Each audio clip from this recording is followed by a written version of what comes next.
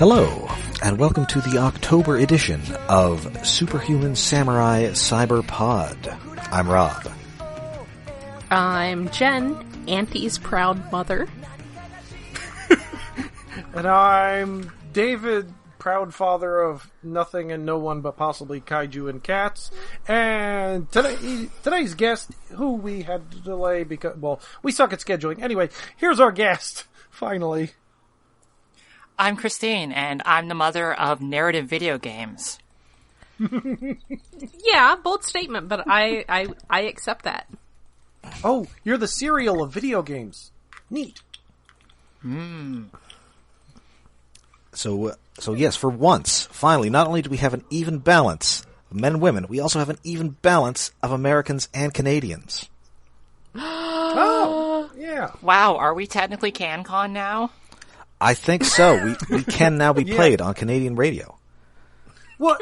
Don't you have to? I thought the CanCon content was smaller. I thought it was like 20% or something. Is it higher than 30? Well, I think It's like a checklist. It's a very complicated procedure. Oh. Listen, we play a little Carly Rae Jepsen in the background, we'll be all set. No. No.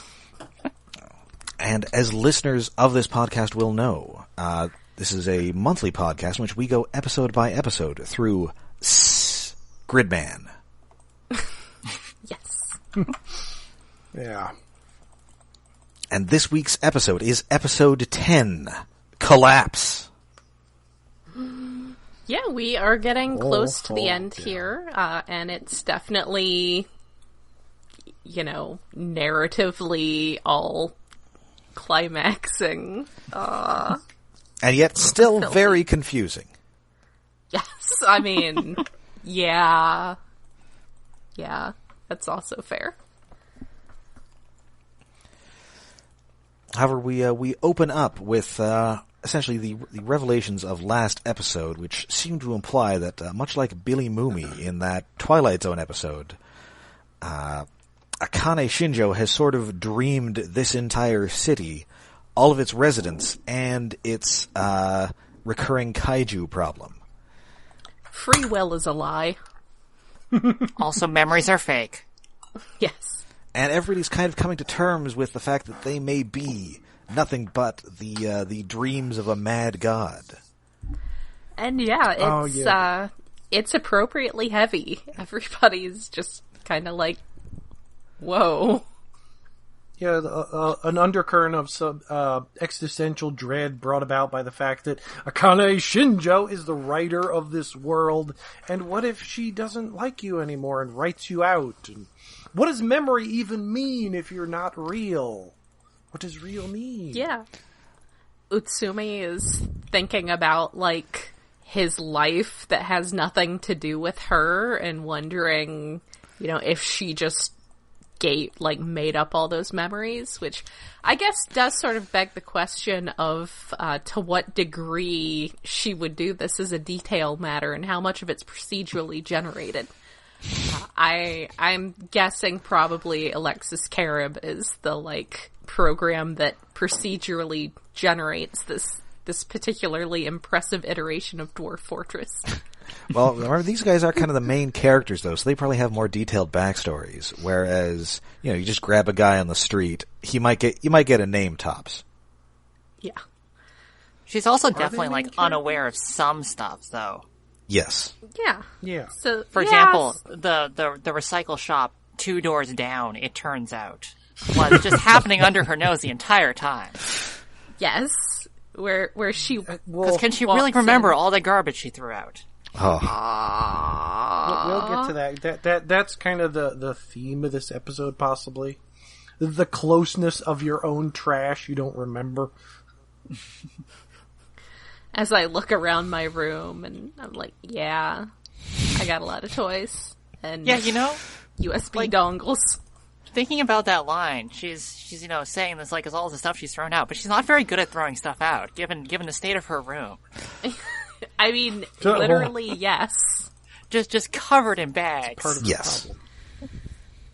Bags I which think are questionable contents, although probably they're all filled with old kaiju she's thrown out. and used before? Probably. I think it's fair to say that both in her immediate and more extended environment, she's definitely got a case of the sort of depressive dissociation where you have all this, your place is a mess and you don't notice because you're too busy, like, with your internal life. And this, at this point in the series, it really, I mean, Akane is got some heavy depression because everything's sort of getting away from her. At the same time that everyone else is dealing with the fact that, oh my god, are we even people? And also, your depressive fantasy is just more depression. You're fantasizing about still not being able to take out the trash, that's some heavy stuff. Oh. Yeah, that's that's some Twitch streamer level stuff. Like, in here. Yes. There was apparently a thing with them recently, the big, like, gaming streamers just showing off how much trash they had not thrown out. So I guess maybe that's the lifestyle she's aspiring to. Well, I can't think of a good segue to that. Before we get too deep into the episode, Christine, is there some stuff you'd like to plug first? Oh, that's a good point. Get into that. We kind of skipped over that part. Like, who are you? Why did we bring you on here? I'm Christine. Like I said, I'm a narrative game designer. Right now, I'm working on an RPG about a lesbian road trip RPG called Get in the Car, Loser. And you can find out more about that on our website, Get in the Car, Loser. I've been working on this. It'll be out sometime in the next year. Just been showing it off, been getting the combat down. It's, hopefully it'll be fun. You're not doing that whole AAA programmer crunch. No, I've learned that it turns out taking care of yourself is really important. Yes. I've made that mistake in the past, and it's not good. Good.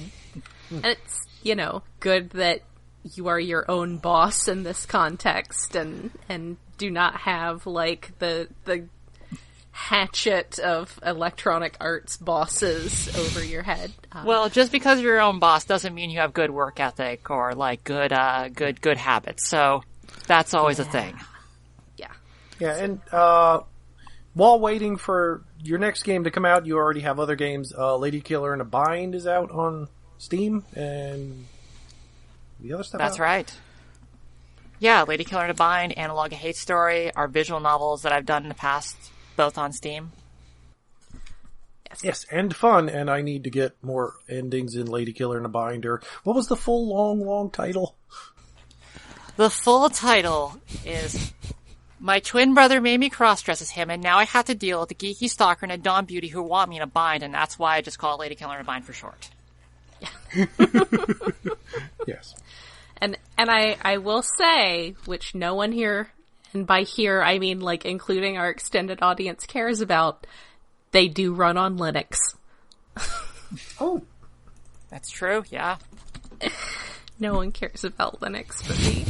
I mean, and presumably Linus Torvalds. Hey, it was a question on Jeopardy the other day. Ooh, exciting. You just had to know what operating system was created by Linus Torvalds. Oh, that's hard. That's such an easy question. I mean, that anyway, that's easy for us, but for a lot of people, probably not so easy. Yes, for people who are not huge nerds. Well, I suppose if you don't know anything about computers at all, you may never heard of Linux, but anyway. Have you seen the people who watch Jeopardy? This is fair. They're old people. But to segue from Christine Love, creator of Digital Worlds, back to Akane Shinjo, creator of this digital real world filled with people. Nice transition. Good job. Sometimes they even have the same hair color. Oh. This needs more, I want to see an adaptation of this with more RPG menus, though. Menus. I love menus. I'm not even being funny. Superhuman samurai. Superhuman samurai. They're gonna amp it up. Kick some gigabutt. They're gonna rip it up. A hero always makes the cut.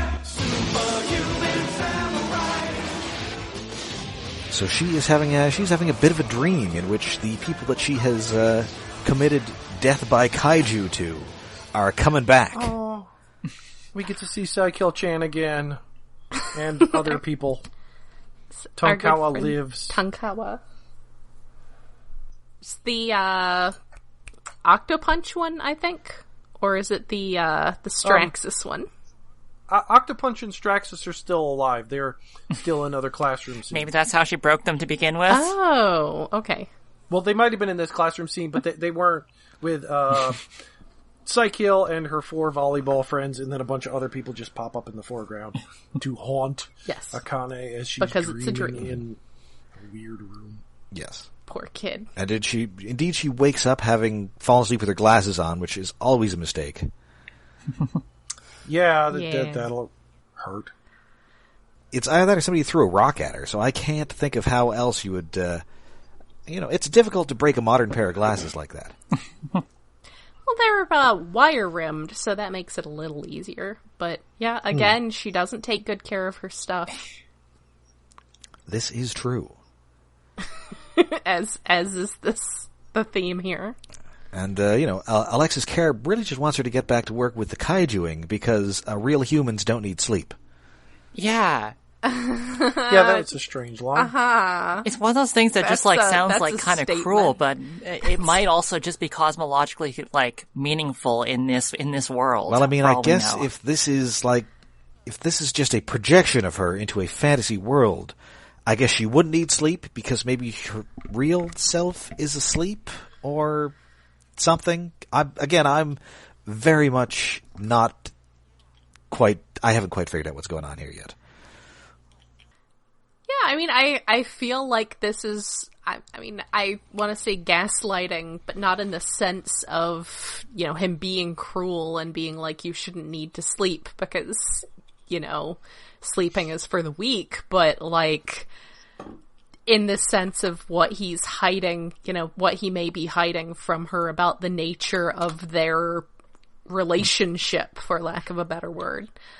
About how real she is in this world, that, this may be the fact of her nature now, but it's a straightforwardly untrue statement. So that is very interesting. So we cut back to the junk shop, and once again, Utsumi has been kicked in the shins because he has got to really man up, even though he's not a real person.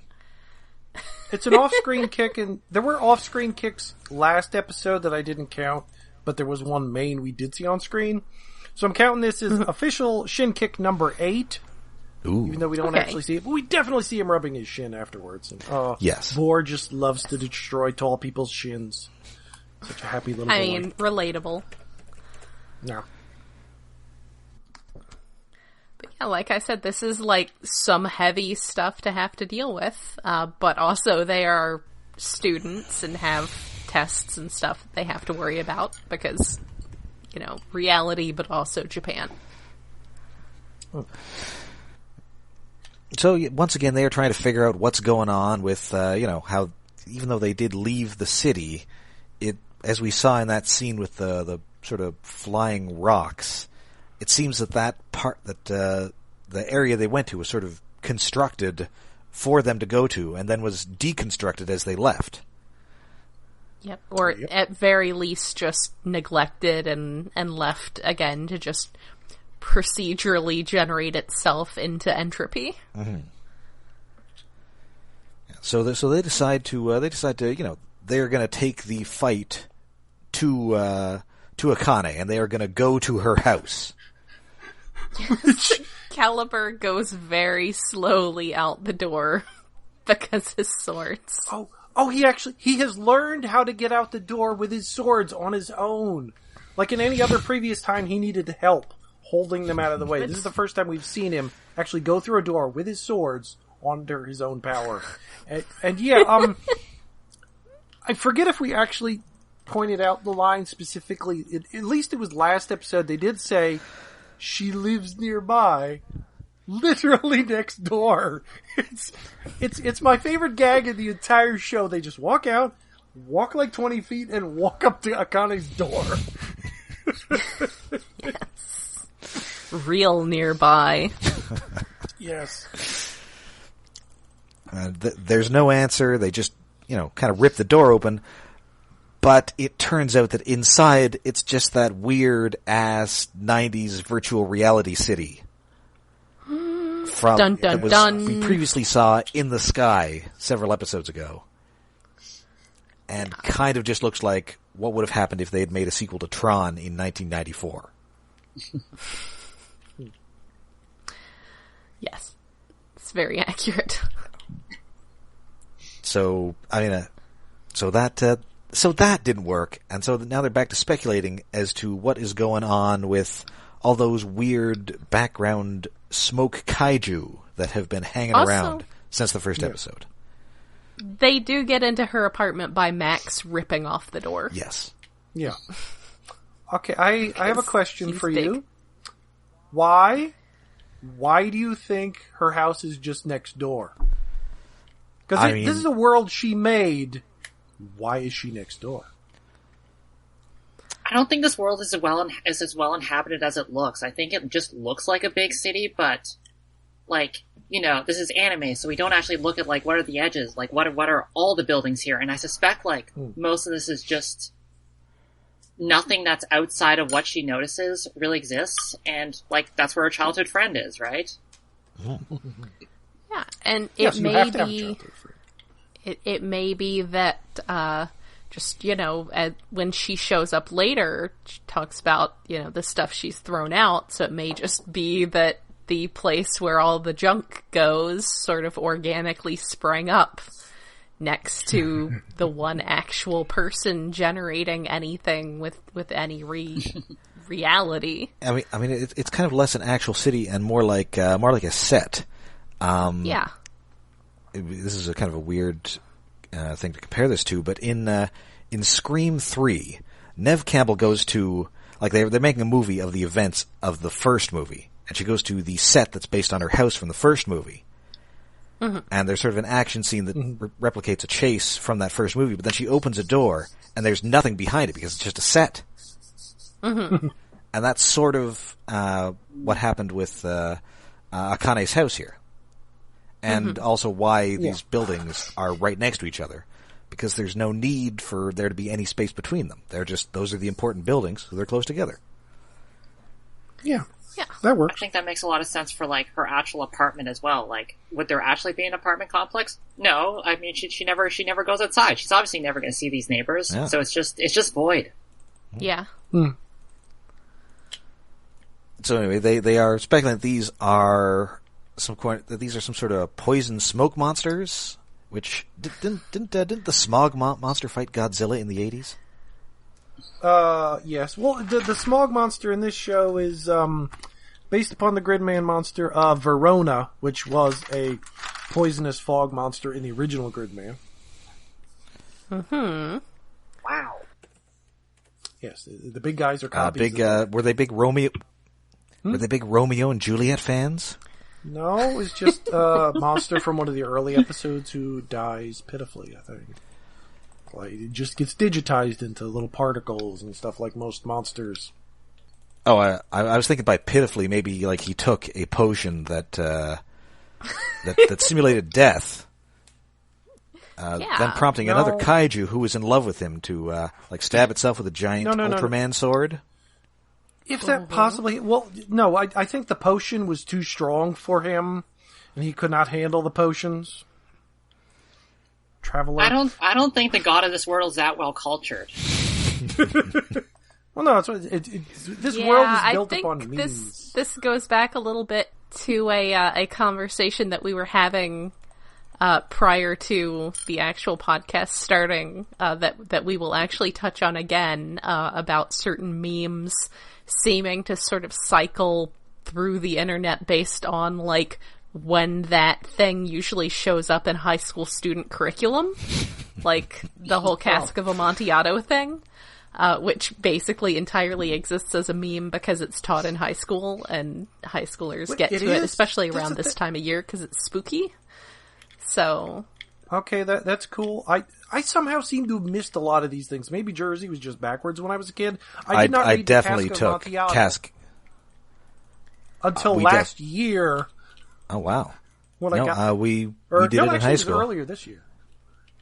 I am going to say something appallingly nerdy here, but I can't always keep track of what I actually read as an assignment and what I read in my personal time, because in high school I That read does blur together a bit.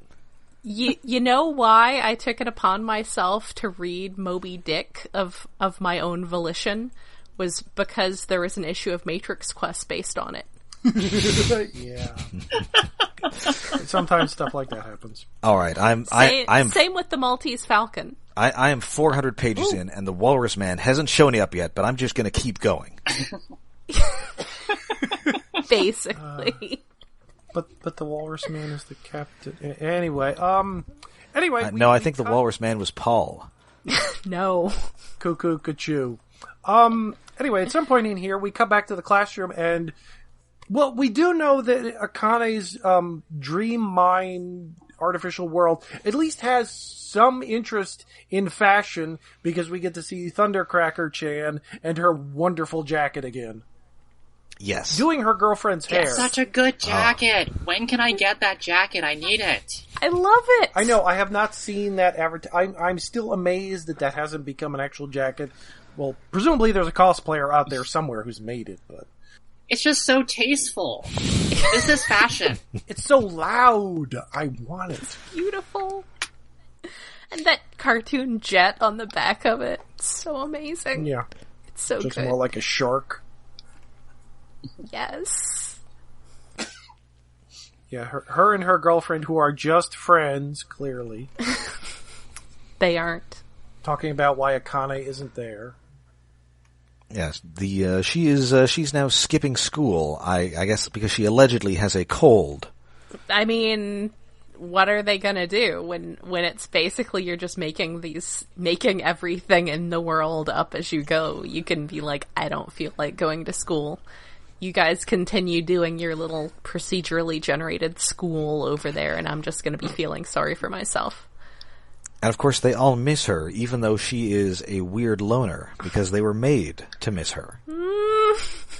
Yeah, that's the thing. That's another issue. It's a very much an anime thing, but it's more weird when you think about it. She made herself the most popular person in the school, but she has so little to do with anyone in the school. She's mysterious. And is constantly rejecting any attention. Yeah. Yeah. That just makes you mysterious. I mean, I guess she just wants the attention just to reject it. Yeah, that's a very teenager thing to do. Oh my god. Oh, yeah. But yeah, I mean, that's, like I said, I'm sure they think that she's very interesting and mysterious in her, not talking to anyone and clearly thinking she's better than anyone else. Yes. Anyway, cut to her being negged by Alexis Carib. Because he's a jerk. Well, I mean, listen, he kind of has a point, because this kaiju that she hands him, it's pretty crummy. Yeah. Look, depression is hard. Yeah, you can't be creative all the time. Sometimes your drawings come out like shit, or sculptures come out like shit, or writing or whatever. I'm just You gonna have to throw something out because somebody wants something. I'm just gonna say, and I'm gonna try not to belabor this, but as someone who has dealt a lot with very bad depression in recent years, this entire, especially ending arc, was just extremely painfully relatable, and I feel very sorry for this villain. Yeah, this monster doesn't even actually have a name. In Japanese, it's called Nanashi, which means anonymous. This is a nameless monster. Oh. Oof. It looks terrible. I love it. It looks like as much as possible like a soft vinyl toy. Yeah. Because you can even see where the neck rotates. Yes. On the little vinyl toy. And also, but its head is sideways. It was pointed out in that reference thread that you pasted for us by our occasional also co-host Mockdent. that Yes, because he's it's the number got- one reference I use for my notes on the show. Yes, it's got little eye holes. Like it was an actual Yes, in costume. the neck, it's got little dimples. It's got all the little... Yeah, which you can notice on a lot of lighter old kaiju costumes. Like, there's faint little holes poked in the neck so the suit actor can just barely see out. Yes. Just enough to not fall over. You know, I've mentioned how much of a kick I get out of them, like, staying loyal to that sort of thing. You know, they absolutely do not have to do that sort of thing, but they are absolutely going to, and I just love and respect that so much. But, Yes. but yeah, they... And I mean, also that's like Akane's frame of reference, right? Like, she's a kaiju fan, Yeah. so obviously she's going to make these to look like actual, you know, like the monster she's familiar and knows have design rules. Right. She's Yeah, it's... gonna make them look like they're supposed to look. She's gonna try to make them That's fit what in. happens when fans are responsible for designing Yeah, things. It just... Michael Bay. Yeah, as opposed to... Well, no, I can go on a short tangent about an official thing. In, I think it was like 1980, I think it was, there was an Ultraman anime in Japan. And currently, Tsuburaya is putting it up every week. They're putting up a new episode of that old show and then taking it down the next week, which is really annoying if you miss a week Yeah. of that show, one episode at a time. And watching Wow. it's old, so you don't expect a lot of it, but it's also kind of garbage to a degree. It's not subtitled, so I'm missing a lot of there. But most of the monsters just look like, oh, here's a cartoon dinosaur, or here's an octopus monster. They're not designed like normal Ultraman monsters, and it's kind of disappointing. I mean, other than one episode where they had a Baltan Seijin in, which is an actual Ultraman monster, most of the monsters have been completely forgettable, just un-Ultraman-like monsters. It's weird. Whereas this show is the complete opposite. These could be suits tomorrow. Yes, and they do have is it like an entire stage show they do? Because I know there's an anti-suit as well as a Gridman suit who is not as interesting as anti. I don't know if they've done stage shows of it, because, well, there are Ultraman and other tokusatsu, they do little stage shows, which are, I've seen videos of them online. Next time I go to Japan, if I ever go to Japan again, I want to go to one of those and see it live with a bunch of children cheering around me, because it's ridiculous. I'll have fun. But yeah, they made an actual Gridman of this series, and there's an anti-costume. I think that may have been the only two suits they made. I don't know if they participated in any Ultraman stage shows, but they were on for, like, anytime they were promoting CDs or whatever for the series or release of things. They dragged them out and they look great. Yes, but yeah, I've definitely seen those, and you know that's, and I'll have a little more to say about that whole thing conceptually a little later in the episode. But it does look like a very half-assed garbage kaiju, and again, I feel very bad for Akane. But before we get to the fight, before it goes from Yes. crummy sculpture to crummy gigantic kaiju, we get a bit where we go back to school and we see that Utsumi has decided to tamp down his existential crisis by focusing on his studies, and apparently what he's studying is the poetry of Robert Browning. But I thought that was just the Nerve slogan. It is, but we're going to take a little bit deeper digression, because I actually Googled shit for once that wasn't kaiju related. Yes, this is sort of found like out, the thing about the Neon Genesis Junior High kids sort of being a nod to that, but also being a nod to what that was originally named based on. So while I'm sure this is in here because it's the Nerve slogan, I'm sure the other idea is that, you know, he's learning it because he is a student in school, and that is a poem you would learn in school. Again, if you're not reading Moby Dick because of Transformers. Yeah. It's an appropriate reference to Akane being God and Utsume trying to come to terms Yeah, with... she knows anime. What the hell? Yeah. Well, yeah. I mean, she Yeah, there's absolutely that. knows anime that's heavily inspired by kaiju. But I looked up the line of the poem and came to Robert Browning and pointed out, and well, for one, it's a poem written by a guy named after a Transformer. Yes, named after the Transformer. Yeah, after the Transformer Browning, who transforms basically like G1 Megatron. He's another little gun.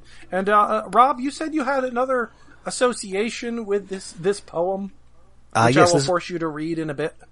Yes, it's actually my grandmother's favorite poem, and she named her, the poem is Pippa Passes, and she named her last cat after it. That's, As passes? Ow. Pippa. Pippa, the cat was named Pippa. Oh, Pippa. And still remains named Pippa because my cousin inherited it.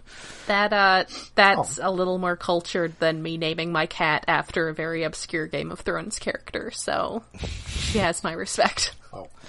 I mean, it was kind of an anomaly for her. The previous cat was named Frisky. Aww. Oh. Well, you name it after how the cat is, but, Anyway, poetry reading, and, well, unless anybody else wants to do it, Rob has the best reading voice. Okay, So do which... the known part first. Well, right. the first part from Right. the year. Okay. The years at the spring, and days at the morn. Mornings at 7, the hillsides dew pearled, the larks on the wing, the snails on the thorn. A God's in his heaven, all's right with the world. And this is from it's a verse, poem, story thing that has to do with regicide, among other things. Yay! It's a long poem. It goes a lot of places. Are we talking about Fire Emblem again? Well, yes, it's much longer than that. Sorry.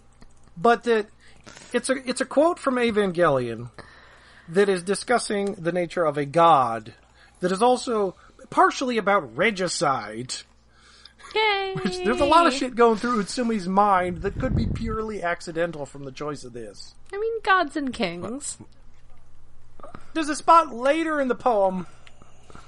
I don't know if I'm going to force Rob to read it. Is this the one with the one but at night, Brother The bats Howlett? part? I can read this Yeah, okay. if you'd prefer. Like James Howlett?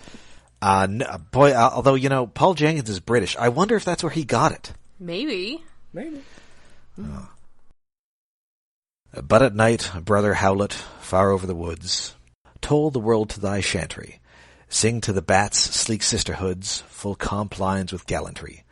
Then owls and bats, cowls and twats, monks and nuns in a cloister's moods, adjourn to the oak stump pantry.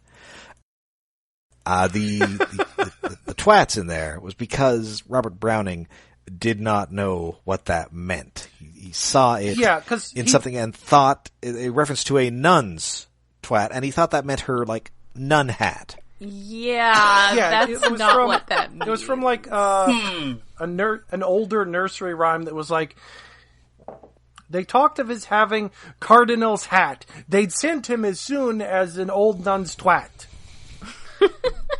So he thought twat. We're saying this quite a lot, and it's the cursiest episode so far. He thought that was a nun's habit because apparently he didn't ask anyone and just stuck it in this long poem of his. That's men. That's men for you in a nutshell. Yes. Listen, I'm glad the cat wasn't named after that verse. Also, like, that was probably like when the term started becoming slang for what it is at the time, and he just didn't bother to ask. Listen, we didn't have Urban Dictionary back then. There was no way of finding these things out. No. That's fair. Ask a small street urchin. Although, admittedly, you're going to get 5 different answers. Like, that's what my mom calls my cat. You there, boy. What day is it? When is it twat? Oh, they'll have the bobbies coming around for you in no time.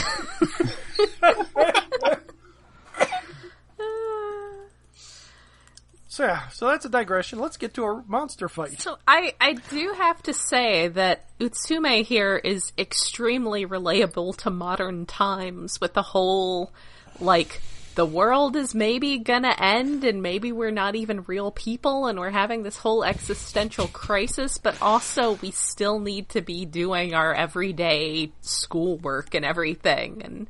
And I feel like that's very timely lately. Yeah. He is the everyman of this show. But he's doing his studying because, like, that's a familiar thing to do, but also he doesn't quite realize that he's a secondary character. If Akane isn't around, it didn't happen. Yes. Is he going to graduate without her? That doesn't seem very likely. No. Well, again, procedurally generated graduation. It just keeps running in the background. It's just a very, very high-end Dwarf Fortress mod. well, it's either that or this is like The Simpsons, and he's just going to be in the same grade for the next 28 years and not realize it. Right. That's also entirely possible. Ooh. Oh, what a I horrifying... mean, that feels like what Akane's fantasy is, right? Ah. Like, this is her in a low-stakes high school, and he has not realized this.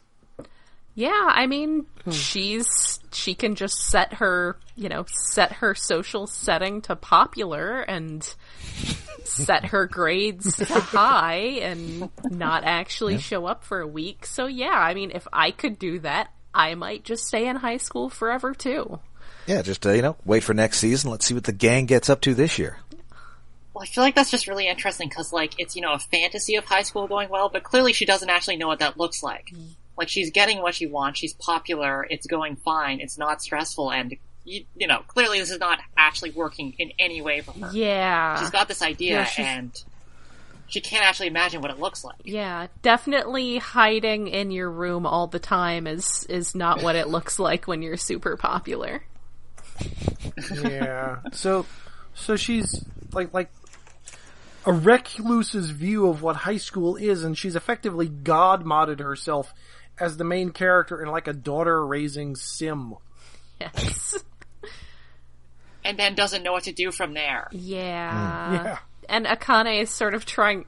It's almost like there's that, and then also Alexis Carib is trying to make this entirely separate game happen. It's like, okay, let's fight and have kaiju and do all this stuff, and her enthusiasm for that is not always on par with his. I mean, also, he's not really doing much. Like, it's very easy for him to say. Yeah.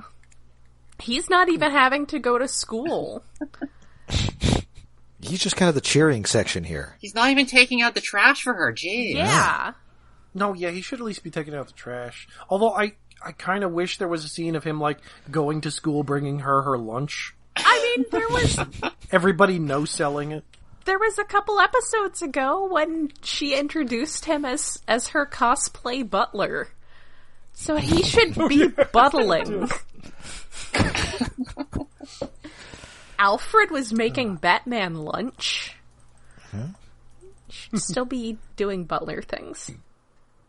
And not just being on fire. Anyway, before we get to the main monster fight, we've got a bit of an undercard here with Oh yeah, with everybody's favorite one-eyed hobo, My baby! Auntie. I love him so much.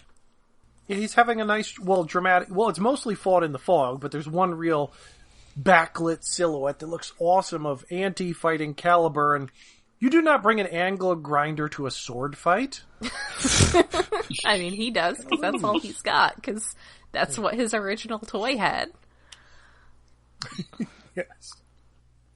I kind of wonder if them being so based on this Transformers stuff is actually, like, textual, like, Akane is also really into, like, obscure Transformers stuff, but that's just not as much of the plot as the kaiju, so, like... I mean, does Akane like superheroes? I thought she didn't. Like, I thought she likes, like, kaiju without superheroes. Yeah, I guess there was a point where she was complaining that a full-powered Gridman was just a big robot. So maybe that is... Yeah, she seems like a genre purist. She likes, like, just normal kaiju only. So maybe that's... None of this Ultraman stuff. That's no fun at all. So maybe that is a good point that she would not be interested in that, and it's just metatextual.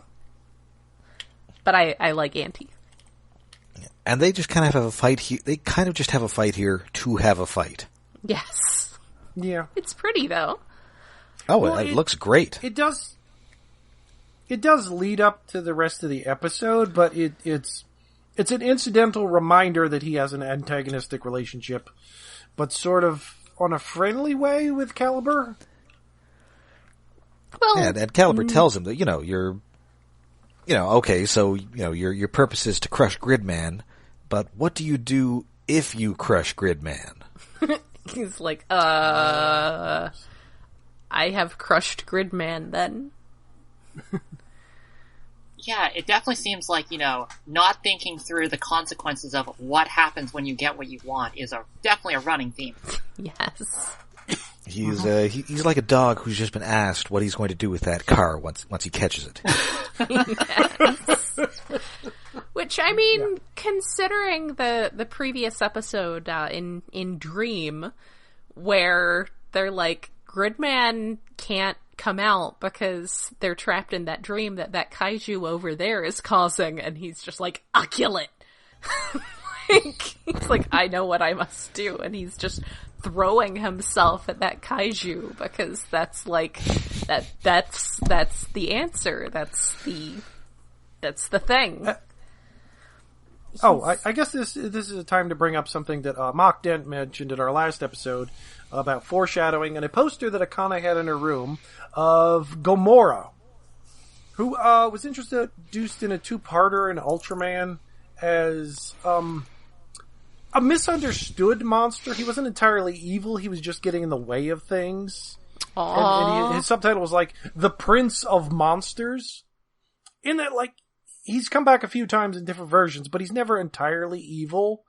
And over time, in various series, he's become helpful to heroes and friends to Ultramen. I wonder if that has anything to do with this episode. A character going from an antagonistic relationship to something more. I like how something more makes it sound romantic. Well...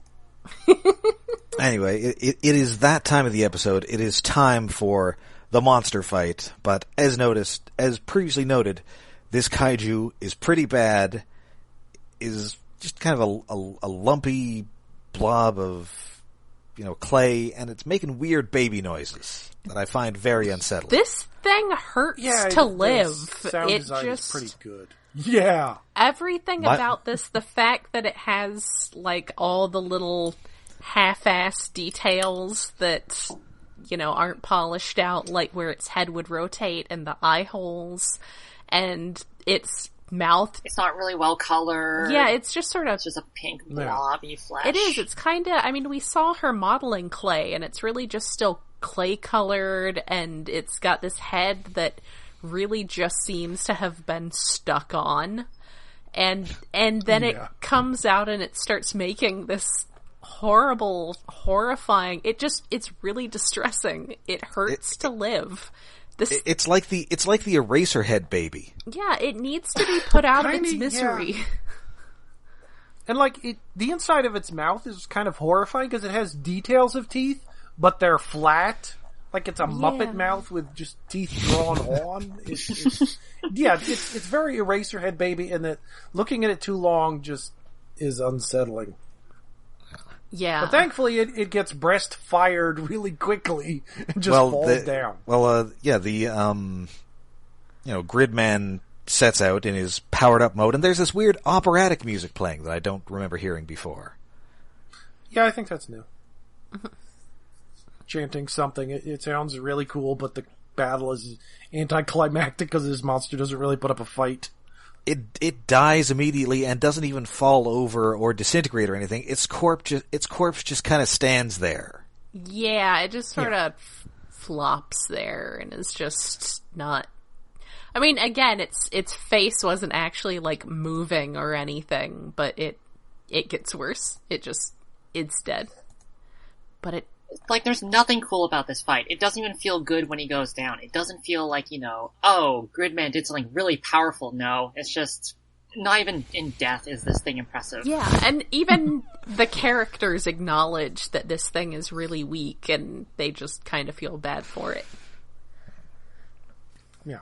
And, but at least But hey, but something else happens. by God, King, that's Auntie's music. He's coming in with the steel chair. Yay! It's my son, my angry son. And luckily he's still got he's got the full visor as a kaiju. I kind of thought he might just have half of one now. No. Oh. Aww. Yeah, or it should have been cracked or something. I hadn't thought of that. That would have been sad. Just put a big eye patch over half the visor. Anyway, and they fight for a little bit, but then Auntie just kind of de-reses. Yeah, he kind of wears out, really. His little blinking light blinks quicker because apparently he hasn't been eating well, I would guess. Aww. That would make sense. Poor guy. He needs a meal. He needs some soup. But yeah, you said that was something to do with limitations in some of the Ultraman series, right? Yeah, well, pretty much every Ultraman series, he can only, survive in Earth's atmosphere for 3 minutes or whatever the excuse is, but after a while in a fight, his little light somewhere, usually on his chest, sometimes on his head, will start blinking, and then he has to get up energy and quickly defeat the enemy, or occasionally the Ultraman will die and come back in some way. But yeah, the blinking light means, time's up. We've run out of our 3 minutes of monster fight time. It's time to wrap this up. Yeah. So yeah, his forehead light blinks and then he turns back into a sad, exhausted tiny boy. Yeah. And then I guess because, everybody gets ejected back into their human forms, and I guess because Akane is out wandering the streets, things don't reset, and we just get this giant kaiju corpse standing in the middle of the city. Yep, being gross. Yeah, just rotting there. So we're trying, everybody's talking about this and how, it is okay to kill the kaiju because they're not really alive. But now, because Auntie has spent too much time living amongst people, he is now more or less a person, and it would be wrong to kill him. Yes. Yeah. Not doing a great job at being a person, but also, definitely struggling with the same stuff that Akane is. He's trying. He's trying so hard to be people. Yeah, he even brings her a trash umbrella. Yeah. Yeah. Well, he's trying to not be people, but he's failing at that and ended up becoming a people. And Akane's not having that and won't take his little umbrella because it's starting to rain after the monster fight. And she just completely rejects everything about him.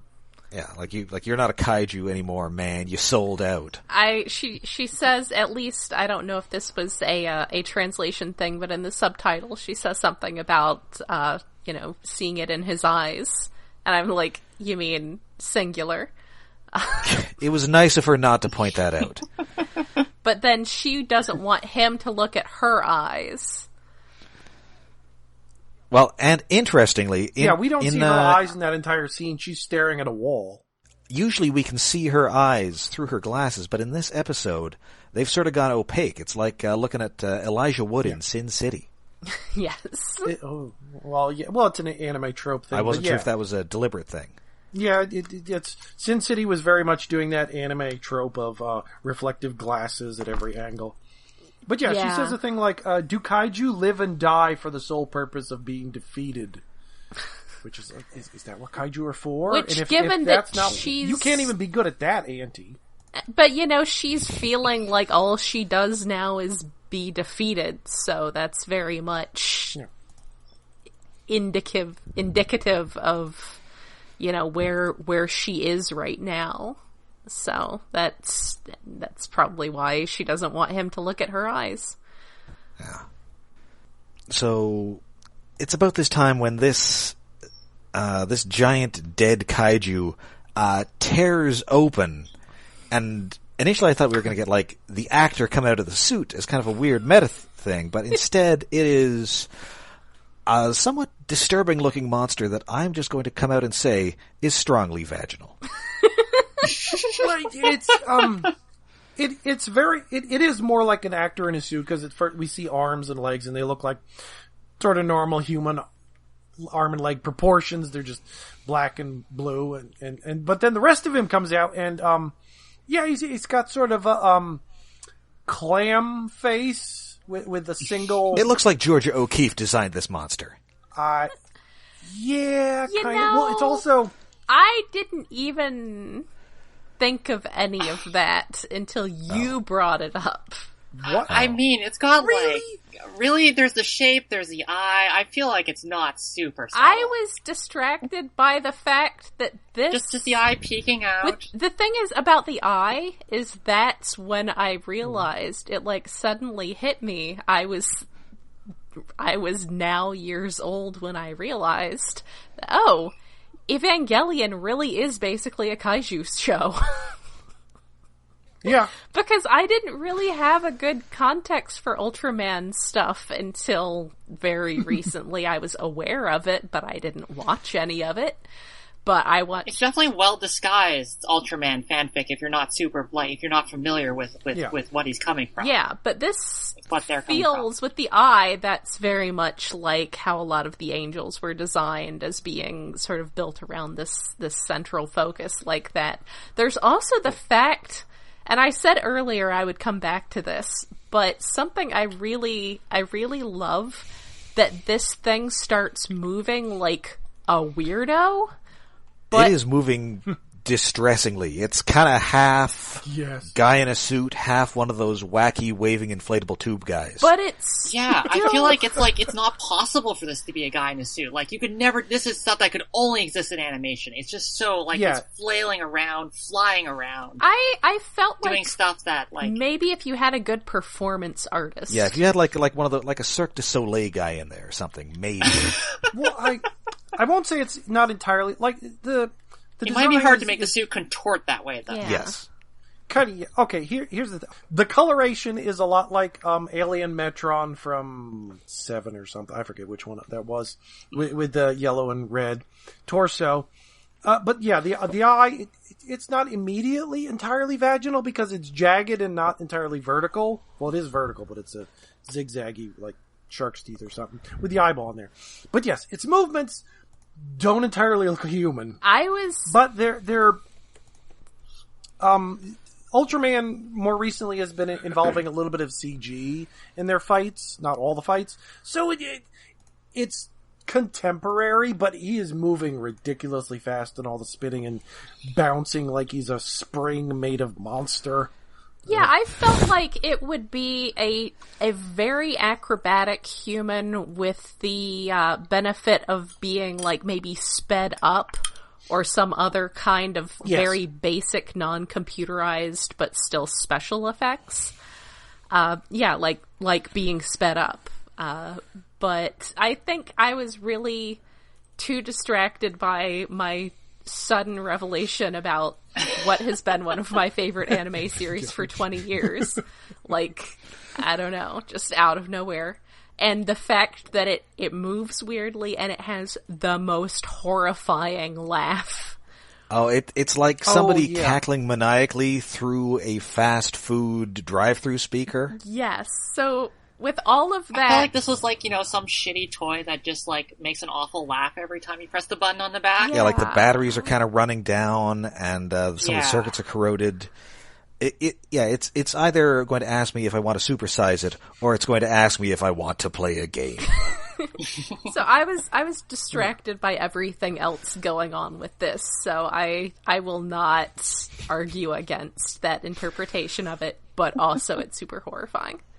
I guess then we can maybe go into some sort of deep thing about her being afraid of her own budding sexuality, but I kind of feel like she's not given previous episodes.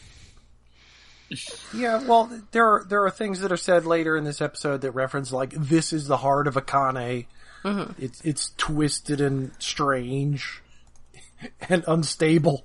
Yeah, it's definitely... And so, I suppose having this, iconic genitalia...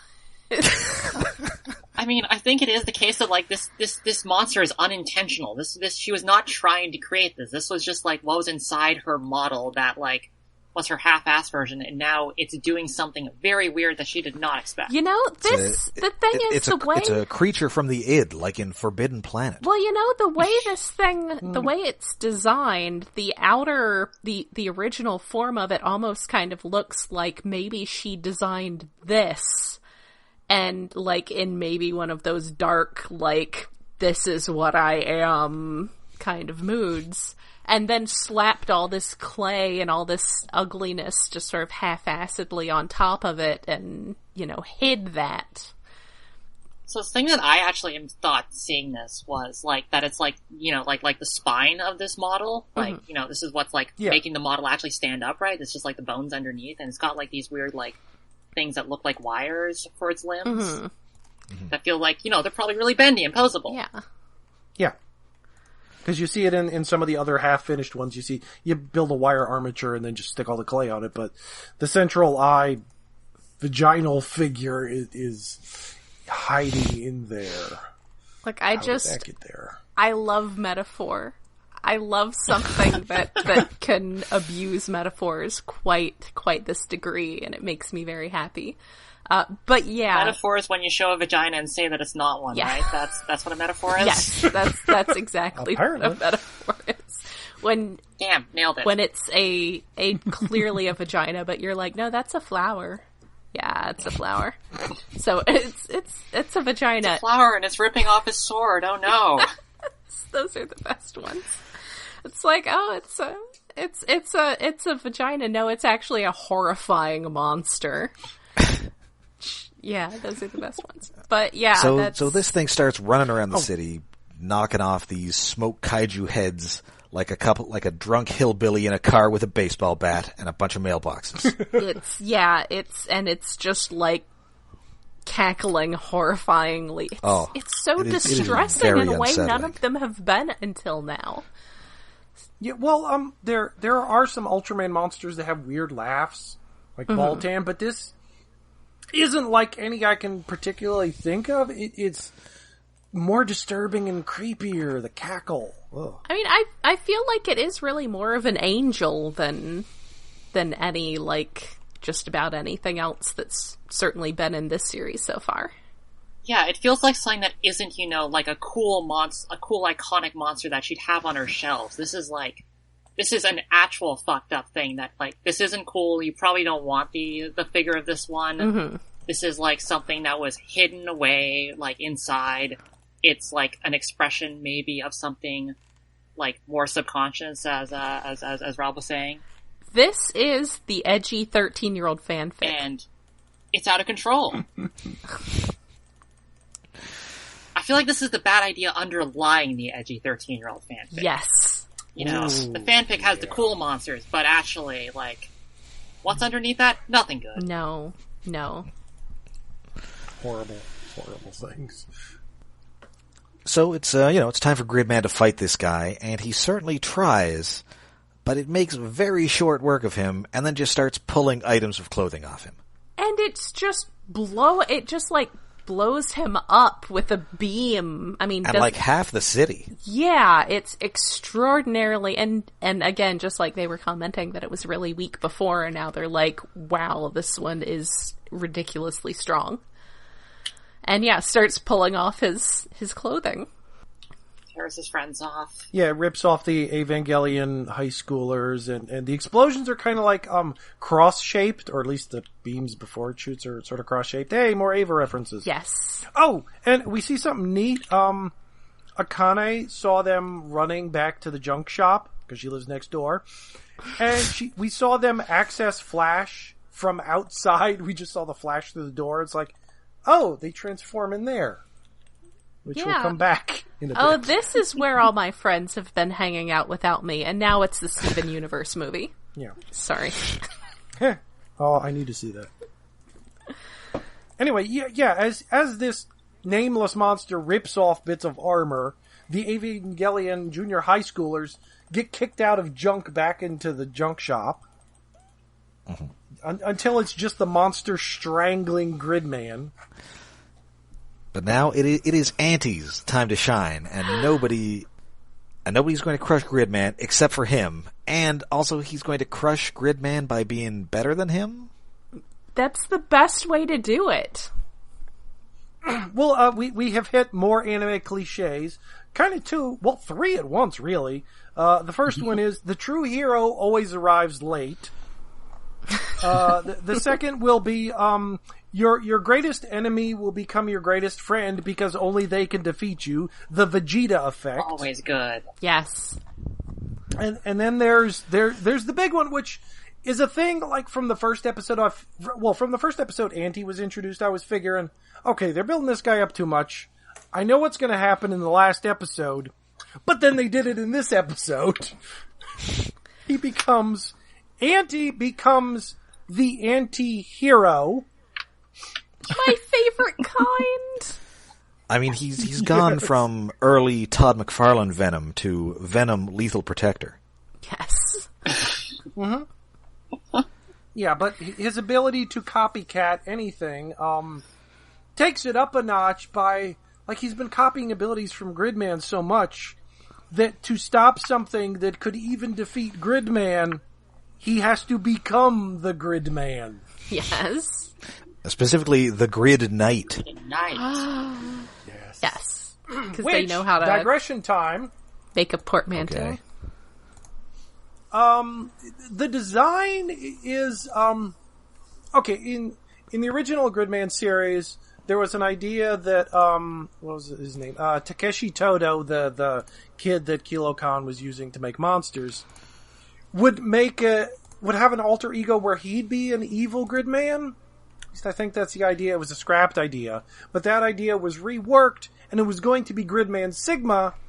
The villain of the first series, the villain Human, was going to become a hero in the second Gridman series, that never happened, as Gridman Sigma. And some of these designs ended up being the color scheme that Grid Knight has. Mm-hmm. So they've taken leftover. Because in the original Gridman, there was also like a giant dragon jet thingy that combined with Gridman, and I figured that's what Auntie was going to become at the end of the show.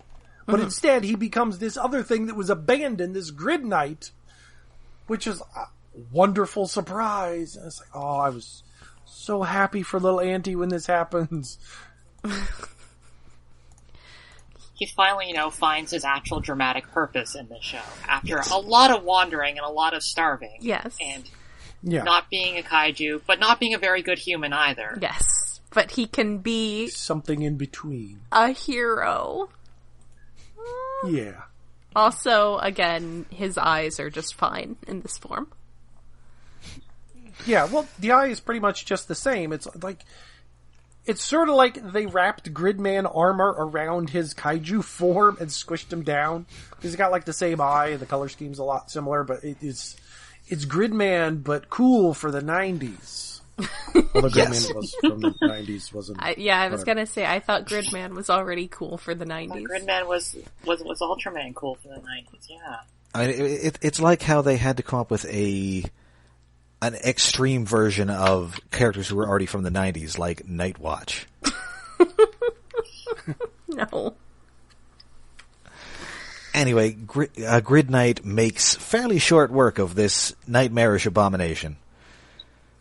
Well, yeah, because he goes upon an internal monologue about realizing that, this is Akane's heart, and he's become more human, and as she said, she didn't want a kaiju who could, read people's emotions, but he wins because he knows her. Yes. And knows this twisted thing is what she wants out of a monster. So he beats it up. Mm-hmm. Yep. By, cutting it in half by creating a giant circular blade thing, which is an old Ultraman attack. I thought it was just a reference to Xeno Warrior Princess. No, Ultraman did it first. What is it called? Ultra Cutter or something? I don't remember. Anyway, but the point is that cutting beam is how Alien Metron was defeated back in the old Ultra series, which he shares the color scheme with. But also, the monster in Gridman that Auntie looks the most like, Shinobular, the ninja kaiju, was also cut in half in a similar way. So this is symbolic of Auntie killing his old self, his kaiju self, and moving forward to something new. Again, the metaphors. I love it. Wow. Yeah. So, all is well. Everybody's going back to the junk shop, just in time for Akane to just drop in like she owns the place. Yep, she's figured out where they're hanging out without her. Literally meters away. Look, she had those big Optimus Prime ear headphones on, so she couldn't hear them over there, access flashing all the time while she was doing stuff. And it turns out she kind of thought Utsumi was Gridman. Nope. Well, isn't that what she says? Whatever it is. No, and she didn't realize how it was, or how it worked. Well, she didn't realize that they needed junk and stuff. Right. That they just the whole process, like, it was more involved. It's like, oh, you need this piece of junk, and you gotta come here, and she said something about like junk collecting there, which had me thinking, like, this shop collects junk, including people. These are kind of people she has thrown away, intentionally or not, who have just collected in this junk shop right next to her trash house. She might as her well problems be have come to roost so close. The size of a kaiju for all the shade she is casting on these people. Yeah, because they try and they try and get at her. You know, if you're so omnipotent, why didn't you know all this? And she's like, do you keep track of all the junk you throw away? Aw, it's so mean. And there's no She's coming so back hurt. from that, Burns. No, you are not friends anymore. Oh. So she, we get an unexpected hug. She hugs our boy Utah, and I missed this on my first viewing. Initially, I thought she just whispered something to him, and he fell over like in that Radiohead video. No. But in fact, she just shanks him. Yes. Yeah, foreshadowing that's been in the opening animation since the very beginning of that little cutting hobby knife. Box knife. Yeah, safety knife. It's been there waiting ominously, and here it's used, although we only see it for like 5 frames as he falls away, and it quickly cuts to black. Yeah, and I had to Zapruder this. First I thought she whispered something that made him collapse, and then I wondered if she had like a shoe in her, or a knife in her shoe, like Rosa Klebb. No. It's definitely a really unexpected level of violence. Like, this is not a kaiju fight. This is not big dramatic superheroes. This is a knife. Yeah. Everything. And nothing in this has set up for this. Like, there's like hints, but you're not expecting just blood. No. Yeah, everything up to this point, all the violence has been carried out by basically proxies. Mm-hmm. And it's been fun. Yes. It's been cool violence. Yes. Yeah, even Starscream Chan and Soundwave Chan say, as the other kids say, oh, there's a kaiju outside and they're leaving. It's like, oh, they're having fun. Yes. But the end of the episode is, I think, unless I'm misremembering, towards the end of the original Gridman, I think the Toto kid found out who the kids were that were being Gridman and stuff like this. And he was going to stab them, but he gets stopped and talked out of it, I think. So this is just taking that idea and going through with it. And now we have to have 2 more episodes. How? I have absolutely no idea what's going to happen from here, because that is precisely where the episode ends. This was absolutely the point, and I know that Rob has been intentionally being the one to stay away from doing this, but this was the point where I was like, well, I'm finishing this tonight. Just when I originally watched it a couple months ago, this was the point where I was like, well, I'm gonna finish this now. I have to watch the rest of this. I was watching this week by week, and that was a very long week. Oh, I bet. I'm watching this month by month. Yeah.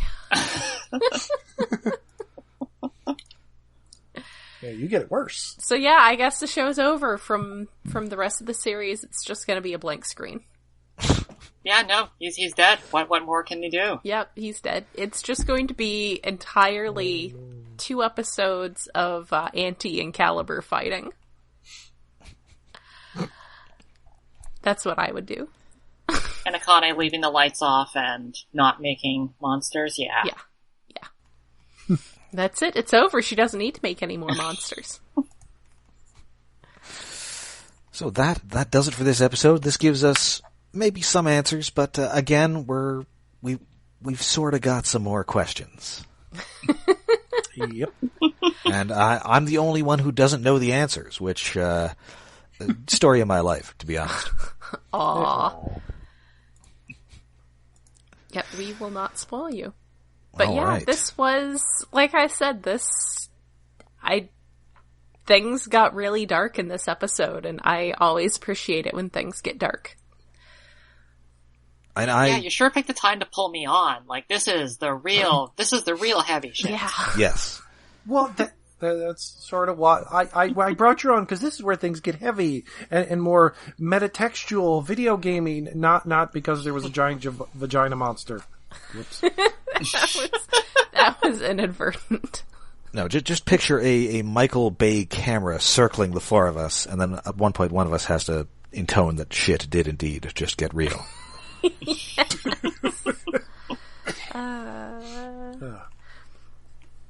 yeah, this was... I liked it. I liked the episode a lot. It had a lot of my favorite angry small boy. And It was very dark, and that kaiju definitely, like, upset me. Not in, like, a bad way, but, like, that. Oh my god. Yeah, good, very weird. Doing, like, what only this show could do. Yeah. You know, because it's anime. Mm-hmm. Yes. All right, so I think that should about wrap things up. Thank you again for joining us, Christine. Yeah. Thank you so much for having me. It has been a blast. We'll have to have you back. It's been fun. Yes. Although we're running out of Gridman, but certainly for our next project. Whatever it is. Whatever Hopefully it may be. Hopefully I will talk anime with you in the future. Yes. All right. As long as we have David, we will have anime. It's true. Yeah. So please join us for more episodes of Stasis Pod, the Transformers Prime Beast Hunters podcast in the weeks ahead, and join us next month for the penultimate episode of Superhuman Samurai Syber Pod. I'm really looking forward to the entire episode of Anti-Fighting Caliber. Oh, and that just reminds me that I have no point use the word anti-penultimate to describe this episode. Oh, yeah. And it's even more appropriate because Anti was in it a lot. Yes. Mm-hmm. Well, now you have. Which may be now I entirely unintentional planning, because, like, there are references to the show that sort of can be traced to the Superhuman Samurai Cyber Squad version that was brought over, but supposedly no one in Japan actually saw it. They just had, like, a list of names. I mean, I think nobody in America saw it either. This is true. I watched it twice. Actually, I'm very Because of sad Tim Curry. that about a month before Gridman, SSSS.Gridman started, Pluto TV was running it on one of their kids' stations, and they seem to have stopped not long after, and... Damn, what did they know? Maybe they lost the license. They know that... They probably kind of did. I think it's on Toku HD now, whatever that channel is, which is some sort of streaming thing that I haven't actually tried out because I think you have to pay for it. And there's enough other things with Netflix and stuff and Crunchyroll. Yeah, I don't absolutely need it. So I watched a couple episodes of it on that, like, shortly before there was a new series, and sadly, again, it has not been showing up. Alas. Well, good news considering that almost everything Ultraman is coming out on DVD and Blu-ray. Eventually, they might put out Gridman too. They might. So, Return of Ultraman DVD when? That's a good question. That should be soon because they've done Ultra Q, Ultraman, Ultra 7. Oh, I was thinking the they've Hideaki solicited Anno now. one now. When do I get the high def version of that? I'm gonna say never, or just wait until he directs Shin Ultraman, which is coming. I want to do a double feature with that. We got to see like both of Hideaki Anno's Ultraman. Yes. Will it be Compare and perfect? contrast. Okay, if they don't put that thing he made on the Shin Ultraman Blu-ray, I will be surprised. Oh, that'd be the best Blu-ray feature ever. Yes. Yes. Alright, so until next time, I'm Rob. I'm Jen. I'm David. I'm Christine.